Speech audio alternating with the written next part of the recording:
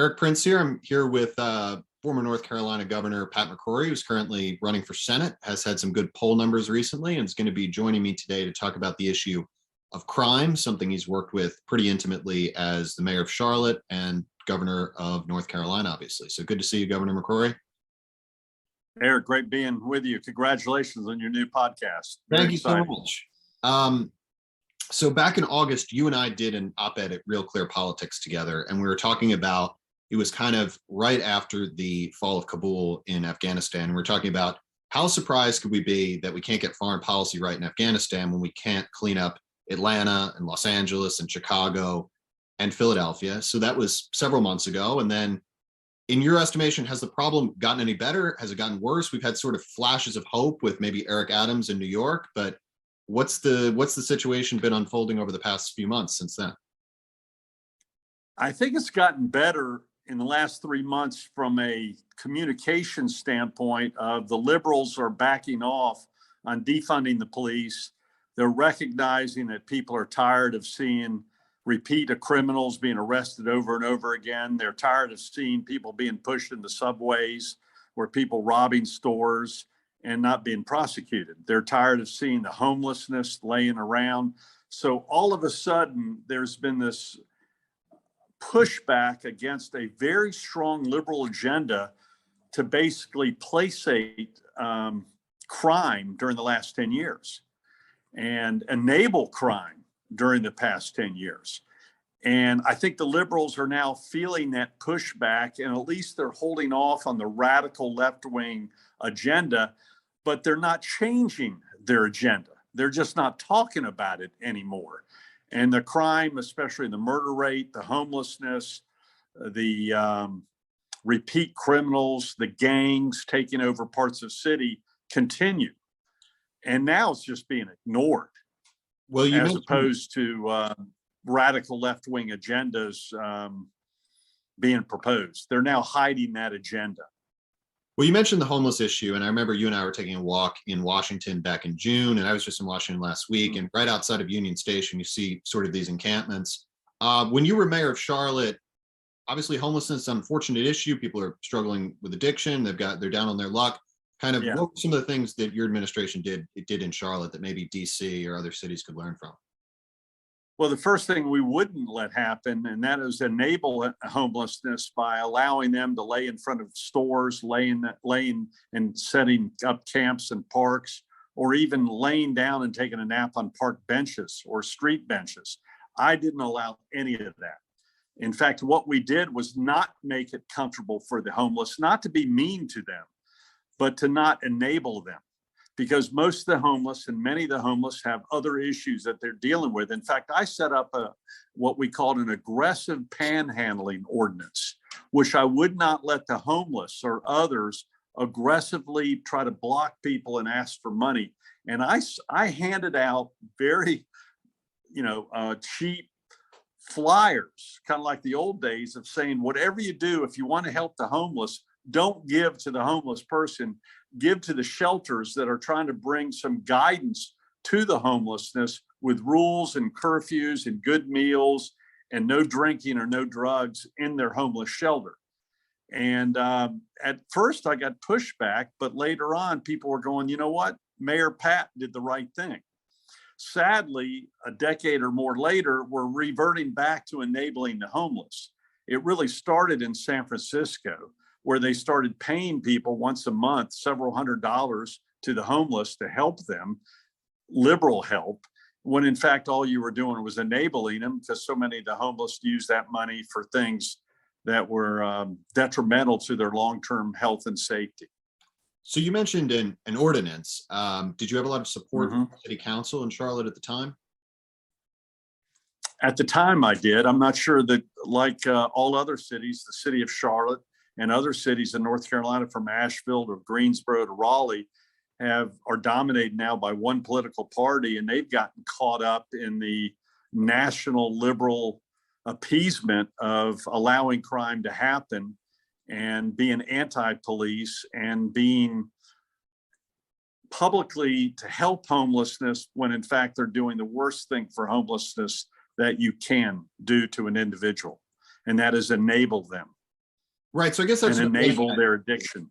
Is your policy then in, I guess, the mid 90s, late 90s, when you're implementing it, had kind of broad support from your city council. And I guess today you wouldn't likely see that in many urban areas. Well, it's obvious they're not doing it now in my city.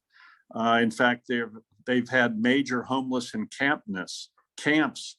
And after about a year and a half, the neighbors finally complained so much that the elected officials finally disbanded, took up the tents, and thousands upon thousands of rats came out in that area, which showed they weren't doing favors to this homelessness. So finally, there's pushback if the liberals go too far in appeasing this type of pseudo-humanism that's actually the worst that you can do for these individuals that need much more help.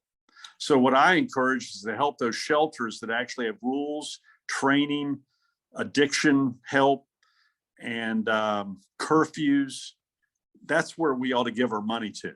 Right. And then the homeless network understands that, by the way. There's a network where they communicate in which cities are appeasing homelessness and what cities are actually trying to confront and help the long-term need of the homeless.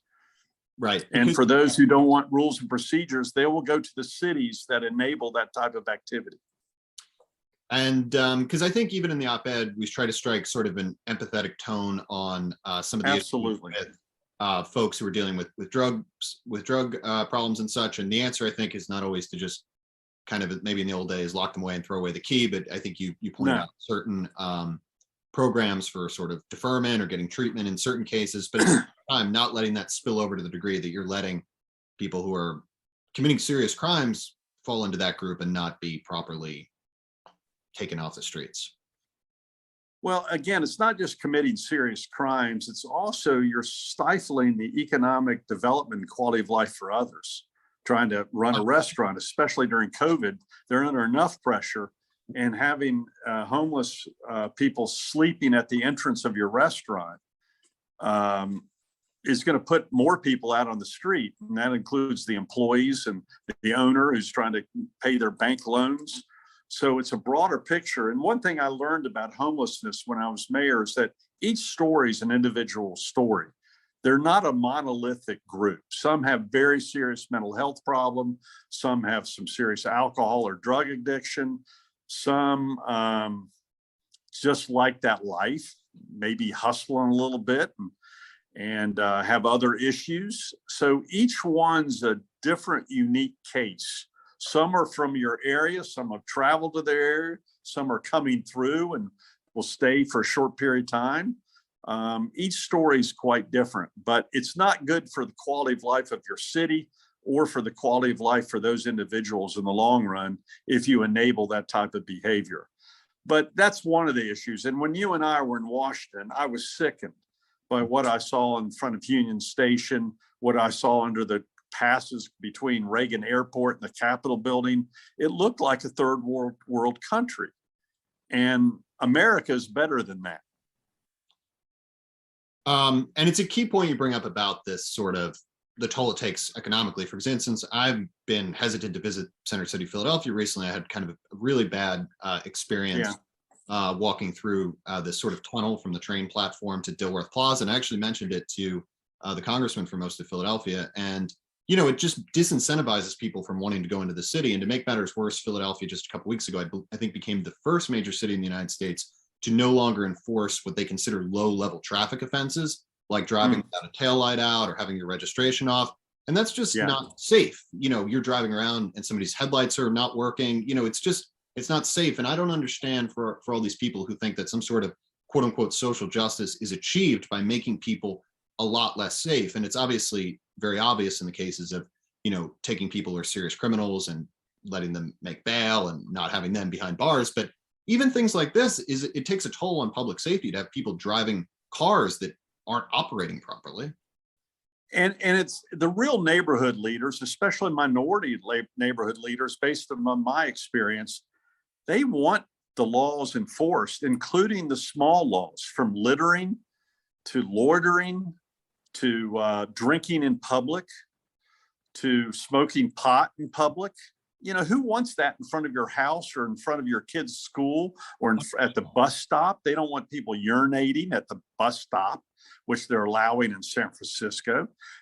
So more of the Giuliani effect, where Giuliani's strength as a mayor of New York, and I stole some of his ideas when I was mayor, was you have to enforce the small things to prohibit the big things from occurring later on. It's very similar to domestic violence.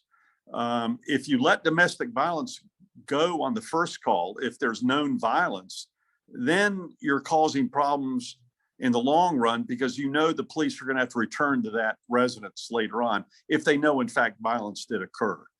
And it's very similar to people committing the small crimes, then typically escalate into larger crimes.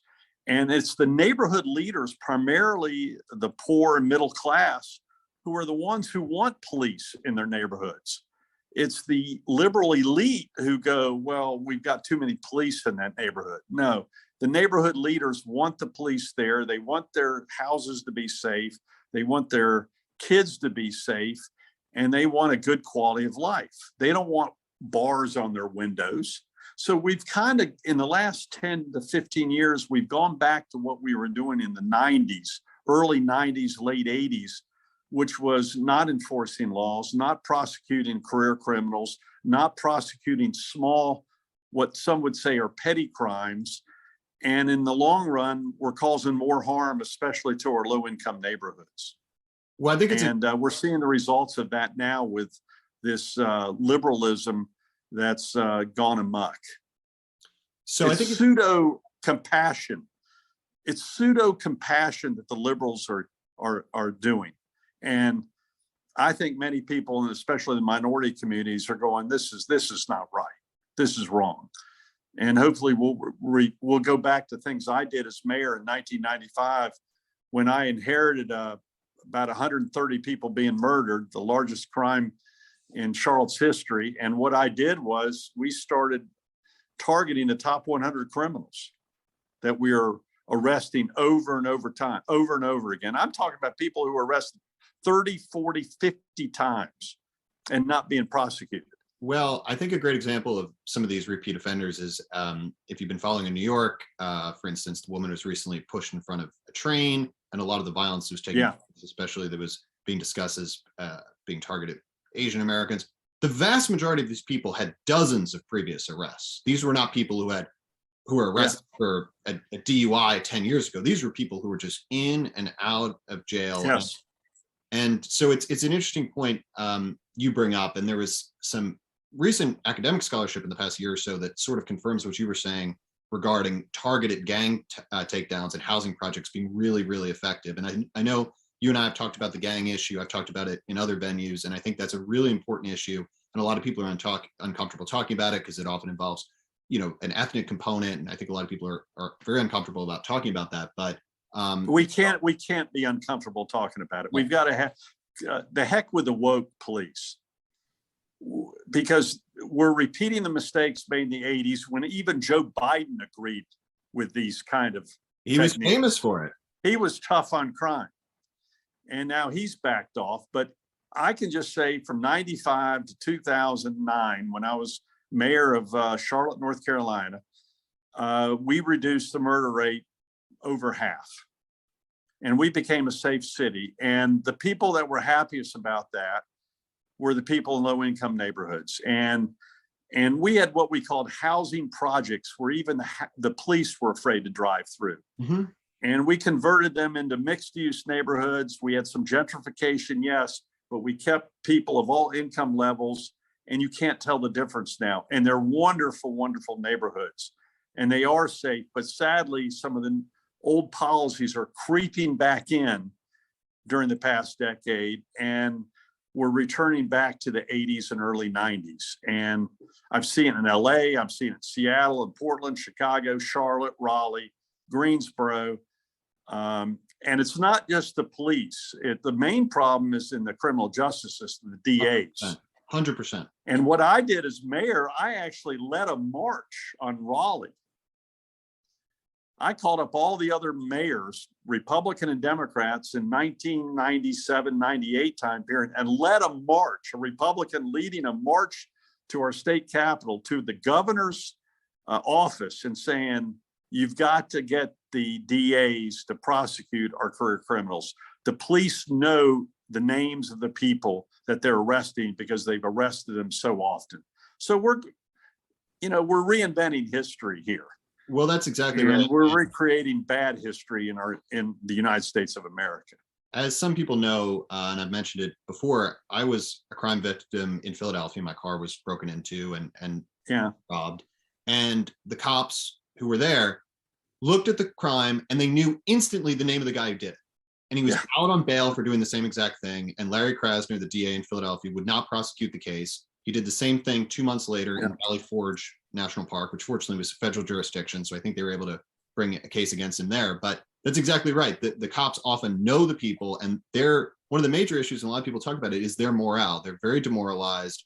They go to all the trouble to arrest people. They're back on the street in a couple hours. And then we have things like the Ferguson effect and happen in Baltimore. And at some point, I can't even blame them. They say, I'm not getting out of the car. I'm not going to put my life in danger if I'm not going to be backed up by the rest of the criminal justice system. And it just erodes that trust between the different component parts and makes it very difficult to have public safety. Well, the woke police, the woke police, which are the DAs and many city councilmen and mayors and governors and our president right now. I put the blame squarely on their shoulders because the police are now afraid to take any action. I've talked to police chiefs off the record because they're afraid to go on the record. Of course. And just recently did. And he says, where we used to have police who insert themselves into a situation, a neighborhood as part of community policing, they're not doing it anymore. They're afraid to lose their careers. They're afraid to lose their life. And they don't feel like they're going to get support. And it's a sad commentary, and we've got to reverse that. And, hopefully my experience as a mayor and as a governor will bring that type of wisdom back to the federal government. And I think the federal government can play a role. First of all, I helped set up, worked in correlation with our local DAs and U.S. Attorney General to set up task force to go after the gangs using federal gun control laws and putting these gang members in federal prison. We had a group in Hidden Valley, a neighborhood, Hidden Valley, which used to be a white neighborhood in the 60s. We had white flight then, a lot of it due to, sadly, some racism. But then some great community leaders in that neighborhood were being taken over by the drug dealers. And they were the ones who demanded action. And so we had these joint task forces between city, state, and federal government. So federal government can play a much stronger role in going after these very well organized gangs. And they are very well organized. The only difference is now some of the gangs are members of cartels that are roaming our states, involved in drug trafficking, human trafficking. And they are very smart, they're very strategic, and they're very violent. Well, that's a very key point. And in 2019, I did an interview with the Attorney General of Georgia, Chris Carr, and it was on the gang issue specifically.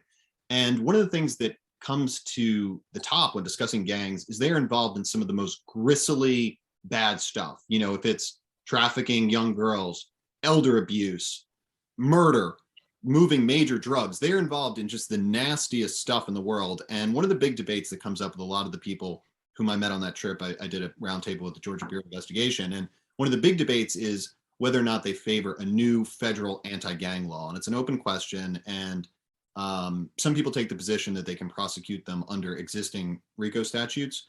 And apparently the state of Georgia, interestingly enough, has one of the best anti-gang laws at the state level in terms of, and the new DA in Fulton County, Fonnie Willis, who I just did my piece for City Journal on, she brought a number of indictments against people on this case. But interestingly enough, Governor McCrory, I've often heard them say that Charlotte in the 90s was a place that they did, your administration, your police did good work on gangs. And I've heard that from a number. We treated the gangs like the mafia. Right.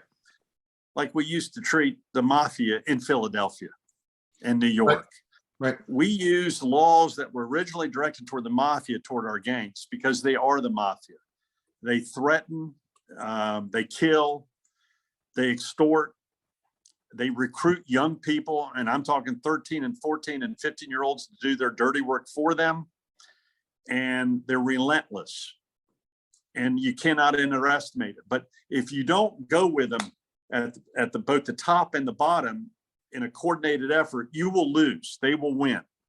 And I remember being a member of Homeland Security under Tom Ridge after 9/11, and then Secretary Chertoff. Because you were, just for people who don't know, after 9/11, I think President Bush appointed you as one of the people in kind of a Homeland Security. I was the only mayor on the committee of about 15 people.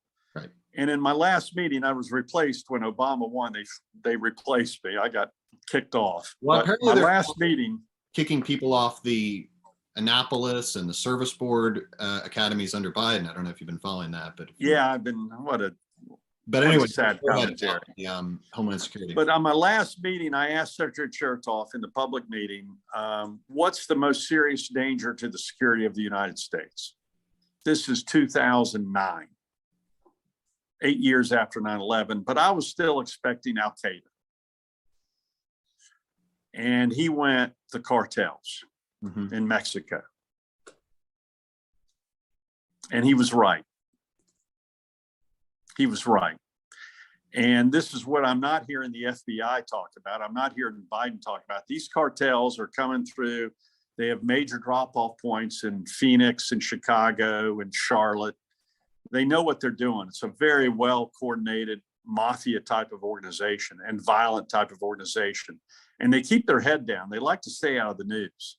The sheriffs in North Carolina know all about it. And as a U.S. Senator, I'm going to put a lot of pressure as a U.S. Senator on our Justice Department to say, what are they doing? What's their strategic plan? And how are they cooperating with governors and mayors and police chiefs across the nation? And right now, they seem to be more interested in less important things regarding our FBI and our Justice Department, or they're just not communicating what they're doing. Well, I think that's a crucial. And then the second thing, is we have anarchist groups from both the left and the right. But when I was governor, we had Antifa. Comes to Charlotte, and the media's disputed this, but I'm guarantee it's true. We had these anarchist and anti-fascist, a great term, by the way, anti-fascist. No, they're pro-violence. They're pro-taking over our government. They're anti-police. Well, they came to Charlotte. Pro-fascist in the sense that they're very opposed to freedom of expression and freedom of speech. They are fascists. So they right. Yeah. There's very little difference between a fascist and a communist. It's a circle. It comes to the bottom. It's not a right and left thing. The fascists and the communists meet, just like Hitler and Stalin met. They're not much different. They don't believe in the rule of law. They believe in slaughtering people and killing people. And they have a fundamental disrespect for individual rights. They want to use everybody in service of these broad, ill-defined, sweeping goals. Absolutely. Absolutely. And by the way, it's ironic. Stalin and Hitler ended up fighting each other. And everyone lost. I mean, millions upon millions of people lost their lives because of that. But in the United States, we have these fascist groups and far left and far right groups they want to destroy our government. And in Charlotte, 2 weeks before my reelection as governor, they came to Charlotte and created a riot. And we had about 800 probably at most rioters. But of those, 50 were the anarchists who were very coordinated. They had their backpacks on. By the way, one of the great tools of these is they loved skateboards. Have you ever noticed in all these videos and they're young kids with skateboards? Have you ever noticed that? Yeah, it's a weapon. I have a hard time understanding the whole phenomenon of why all these young kids want to get involved in such destructive things. But they're trained. Those skateboards are used for protection as a weapon to break windows. And it looks like, they must be just local young kids. And by the way, most of the kids are white. And they infiltrate a Black Lives Matter protest. And then they get everyone riled up. They infiltrate that. black and white, and then they start attacking police officers, destroying property, blocking traffic.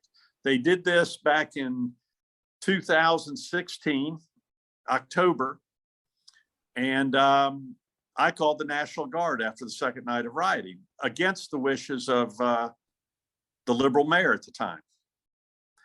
And we had intel saying anarchists are there in the city and more were coming. And MSNBC and CNN and Fox were doing live coverage. Mm-hmm. And the next night we put it down, because I understand you call the National Guard to protect the buildings so the police then go and arrest those causing the damage. So police don't need to protect the police headquarters or the courthouse or city hall. They're actually going out and making the arrest while the National Guard can do the protection. And it was one of the best calls I ever made as a governor, and it was the last 2 weeks. I didn't take much credit for it because actually I gave my full authority to the police chief of Charlotte, who I knew as a mayor because I used to ride with him when he was a captain, and I trusted him. And I said, I am commander of the National Guard as governor, but I'm going to give you full authority because we don't need two bosses in one riot. I will give you full authority as long as you keep the politics out of it. Don't let the mayor or the city council tell you what to do. You make the determination how to use the highway patrol, the police, the fire, and our National Guard. You're in total control. I'm stepping away, and I stepped away from the cameras. I stepped away from them. I kept the politics out of it. We put the riot down, and I'm proud of that. This is what I'm not seeing with leadership in DC and many governors and many mayors throughout the United States. I may be the first United States senator in a while who's actually called the National Guard to put down Antifa, or any anarchist, by the way. All anarchists are bad. They're all bad. I don't care what they come from, the right or the left. Anyone who wants to cause violence and attack our police and destroy institutions of government, whether it be the US Capitol or a city hall or a courthouse or a police station, are the people that we have to arrest and prosecute. They're anarchists. Our Constitution says peaceful assembly. Right. That's it. So in terms of imagining yourself now, you're on the other side of these elections, you're in the US Senate.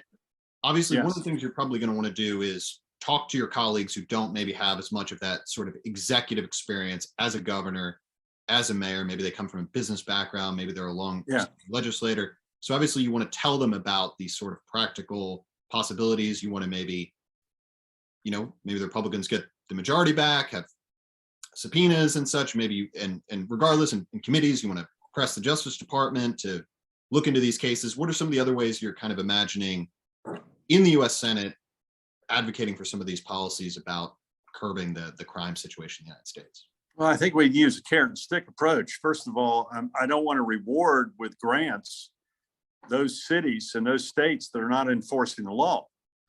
One thing I understand as an executive, and Joe Biden has the same responsibility as president, you're sworn to uphold the Constitution. Mm-hmm. And in the separation of powers, the executive branch is supposed to support and enforce the laws. They can't be selective. Right. And so as a senator, I'll be looking at those who are seeking federal grants to help their police or their SBI or other types of drug enforcement. And I'll be going, which ones are the ones who are enforcing the laws on the books? Let's reward those that are doing their job.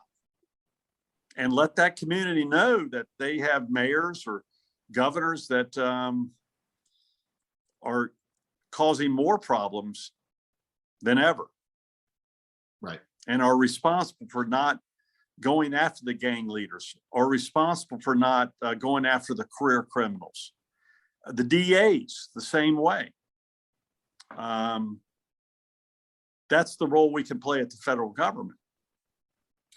So just sort of wrapping up now, you've kind of alluded to, and a lot of people have observed this, a sort of periodicity that takes place where there are certain periods in American history, recent American history, where things have been tougher on crime. And then sort of one of the cruel ironies that I've talked about before is it's only when things get safe enough, like happened in Philadelphia, where they had this sort of crackdown, and then things got safer, and then people questioned the very mechanisms by which it got. You had Mayor Rendell, and Mayor Rendell, for example, was pretty tough on crime when I was mayor. So He helped clean up Philly. It wasn't a partisan issue.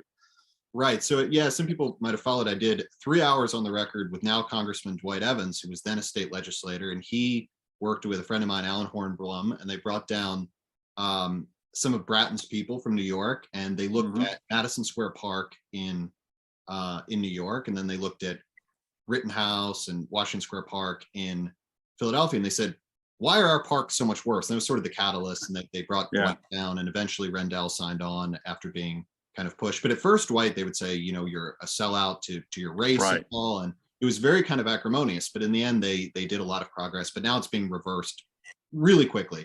So, kind of looking forward, are you optimistic? You know, we had Eric Adams. I did the piece on Fonnie Willis. I don't necessarily agree with everything she's doing, but at the very least, voters said we want somebody who's campaigning on a platform of unabashedly pro law enforcement in Fulton County, a lot of city of Atlanta, and a lot of people kind of took note of that and said, like you were saying about community leaders, there's a lot of Black people in these cities, and they're saying we want tougher on crime. And Latinos. Sure. And so are you optimistic? Do you think that it seems as though, as you pointed out when we got started, some of the really strong messaging has dialed back amidst the crime wave, but kind of where's your head at, and how do you see that playing out in the 22 midterm cycle? I think the media is still not on board with crime. I think the media is still politically correct. They're afraid of, and I think business, I'm a little worried about business, corporate business. So I'm not going to let them off the hook either. They used to be more cooperative in fighting crime, and now they've become so woke. So both, it's going to be a grassroots effort that makes it happen. It's not going to be from top to bottom. It's going to be grassroots people who force change, first by the city councilmen and the county commissioners and the DAs, by raising so much hell that they won't be able to, you know, they're mad about their neighborhoods being taken over again. And small businesses who are going, I'm leaving. 100%. I'm just leaving.